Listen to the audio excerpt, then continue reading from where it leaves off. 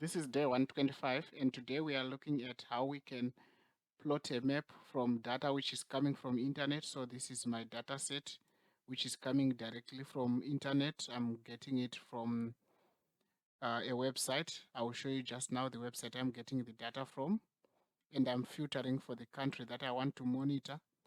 Suppose you are a company that operates in different countries, in 7 different countries which are listed here, and you want to monitor the COVID cases and obviously analyze the impact that it is going to have on your operations and use it for reporting, or you are reporting your profits versus expenses, or your gross profit or your revenue versus expenses according to region, and obviously you want to show which region have the highest profit margins and which region doesn't have the lowest gross profit margins.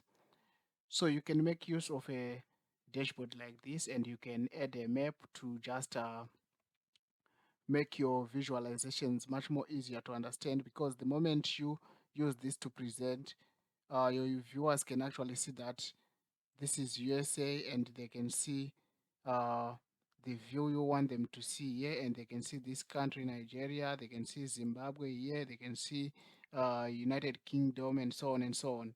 So how can you create this graph or this map using Excel?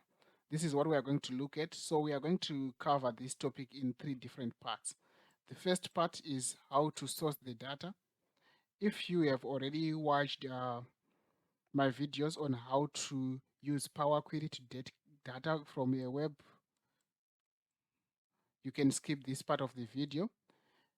Then the second part is just to show quickly how you can do a graph like this, which is a simple bar chart. And the third part, obviously, is to look at how to do the map. Then after we have done the map, the first inserting the map can be very easy, but sometimes you might want to manage certain things here on the map. That will be the fourth thing that we are going to look at. So we have quite a lot to cover today. So let's get started right away. So how do you get the data? I'm not going to go over all over again the whole process, but I'm just going to show you the steps that I have applied. So the first thing is to go to the website you want to grab the data from. So in my case, I'm grabbing the data from Worldometer info. So if your data is coming from a web, you can grab it using the URL. You copy the URL link and use it in your query. But it can be data coming from your Excel document or from another place that I already demonstrated how to get data from. Then to grab the data, if I go to my queries and connection, you would go to from web, then you paste the URL here. Once you paste the URL, a query is going to be created. So now I'm just editing query. Let me just edit it and show you the steps or transformation steps that I have done.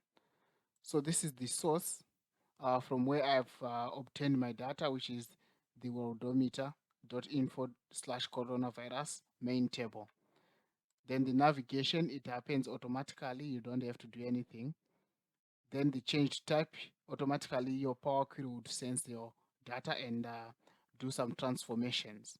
Then here I've just filtered for things that I don't want to see. I've done quite a number of transformations. For example, here I have removed now with 0. So sometimes you would see here, for example, it's saying now, but if I try to convert it to number, it will not show properly. It will show an error here because it's not reading now as a number. So I have to replace it with a 0. Then also here I replaced it's again now and 0 and so on. Then what I've done is I've removed other columns to just keep the columns that I want to work with. Then I reordered them because I wanted the country to be the first that side. Then here I just changed my type to number. So for my columns to numbers. Then here I just filtered the countries that I want to work with. Also, one thing to just notice, I should have actually done this step earlier on into my transformation if I knew the countries I want to work with, so that when I do the other transformation steps, then the data I'm working with now is much smaller, and it makes my query run much more faster. So it's quite important to plan your transformations you want to do and know which one you want to do first, so that you can sort of optimize the speed of your queries. But in any case, the query is going to work perfectly fine, just that it might have speed issues if I have a lot of data. Then at last, I just changed type also for this column to make it numbers. Then I loaded it to a table. So this is the table I then loaded it into.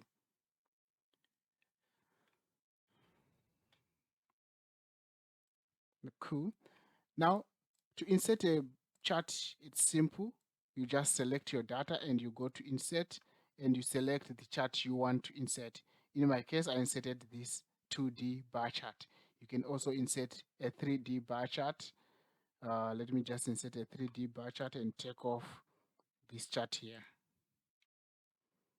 Okay, then I insert my 3D bar chart, and there I go.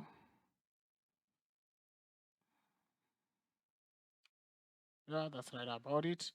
Then I was showing my data labels and my data labels here, but it's quite a clutter because it's showing this long number and the numbers here I can't really see them, so I can just format my axis quickly and change the display units to thousands.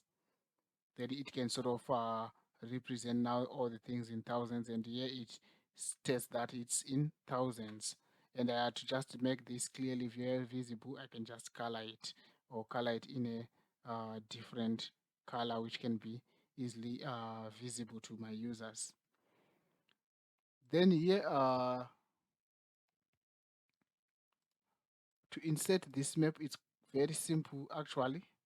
So what I'll do is I'll first delete this current map I have. Okay. Then I select my data. Then I say insert. Then you can see there is a Bing map here.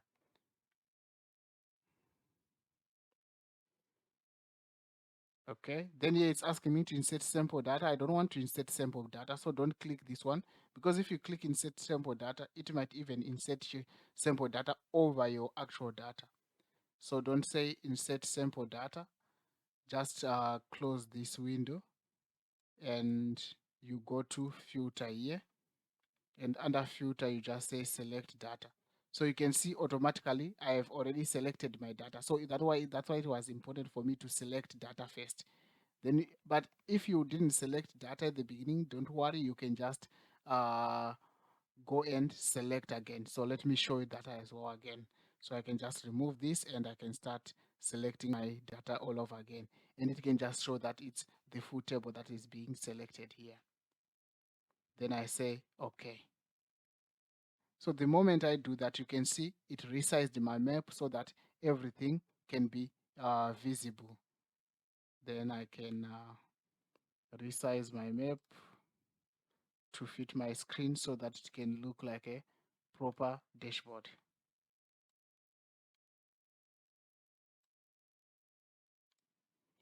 Okay. All right.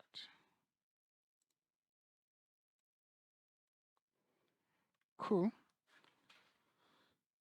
So I've shown all my countries and the data for all my countries here. Let's just see if all countries are showing. Okay, there is a problem with UK there on top. It's not showing. Okay, I can do this, or I can slightly just drag it a bit. USA is not showing clearly. Let me just zoom in a bit so that it can show. Okay, this is perfect. So you can see I can clearly visualize everything. And you can also open the pie charts and be able to see. So what are the other things that you can manage here? So you can also manage the way your map looks like. You can change the map to bird's eye, and you can see it in a different way.